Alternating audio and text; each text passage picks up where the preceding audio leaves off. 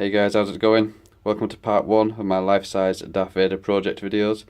In these videos I'm just going to be documenting basically what I've been doing, some of the problems I've faced along the way and how I've resolved them.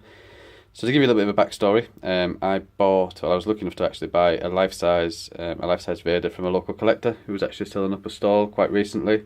I'll put some pictures up of that now so you can see how it is. Overall it's pretty cool, it's pretty accurate. There is some imperfections in the costume which I'm looking to change, and the mannequin of the costume was actually massively undersized. The gloves were hanging off his hands, the helmet didn't sit properly, and the overall stance wasn't really the best. So I decided I'm going to change it. So the picture you can see here is something a bit like what I'm aiming towards. It's quite a long way off yet, and there's a lot of sort of little details I want to add in. I want to add in a working lightsaber and working chest piece and such. So where I'm up to at the moment is I stripped the mannequin down. So as you can see over here, this is his upper torso. His legs are over there, and his various limbs and such that are dotted around the workshop at the moment. The first thing I wanted to address was the head. The head was actually on an angle sideways.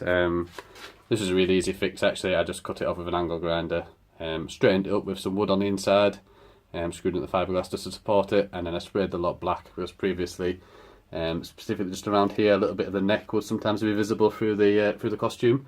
So hopefully that's going to sort of hold his helmet a little bit better. I may look at putting some padding or some foam somewhere around here just to pad it out a little more.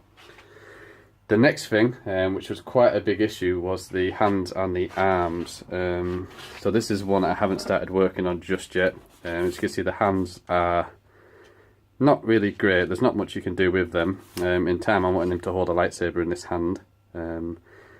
So what I decided to do again was take an angle grinder. I cut off all the fingers, cut off the thumbs, cut off the wrist, and here's the one I've already completed. So this is where I'm up to so far. So again, what I've basically done, let me put that down a minute so you can see what I'm doing.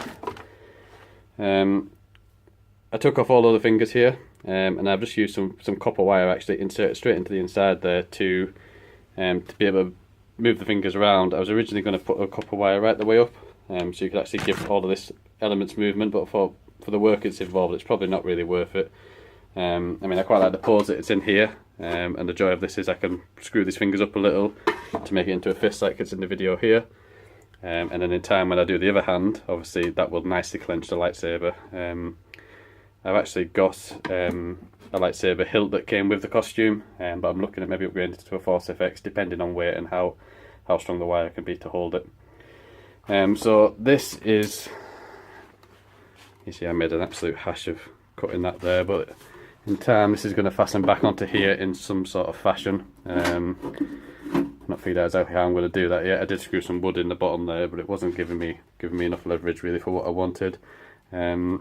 I'm looking ideally at reglassing it all again. I absolutely hate working with fiberglass, but I think it's probably going to be the best option. So once that's done, I'll be moving on to the other hand, basically replicating what you see here on the other hand as well. Moving forward from there, the upper torso there is going to get extended a little bit, so I'm hoping to add maybe an inch, maybe 2 inches, just to give him the height that the costume needs. Not too sure about the legs. I'm probably going to keep them as they are, if I'm honest with you. Once the mannequin's finished, that's going to be sort of a bulk of what I want to do. I'll then be moving on to the costume and the electronics, which I think is going to be the more exciting part. I'm really looking forward to getting moving with that. I've got a few different options at the minute. So that's about where I'm up to at the moment. I'll see you in the next video. Cheers!